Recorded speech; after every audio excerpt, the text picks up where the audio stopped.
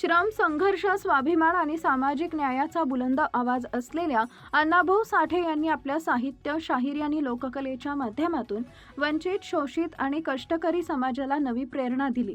त्यांचे विचार आणि कार्य आजही समाज परिवर्तनाची प्रेरणा देणारे असल्याची प्रतिक्रिया आमदार गोपीचंद पडळकर यांनी दिली आहे. जत शहरातील आयोजित लोकशाहीर अण्णाभाऊ साठे यांच्या जयंतीनिमित्त ते बोलत होते.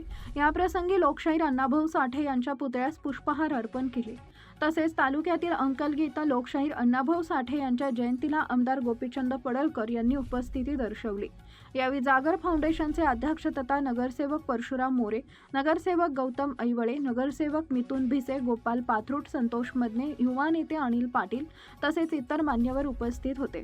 तर अंकलगी येथील जयंतीला जिल्हा परिषद सदस्य कविता पाटील, जिल्हा परिषद सदस्य तोरणे, पंचायत समिती सदस्य सदाशिव दर्गाकर, युवा नेते किरण पाटील, सरपंच भगवान तुराई, सरपंच मुत्तू तेनी, शिवानंद हाके तसेच इतर मान्यवर उपस्थित होते.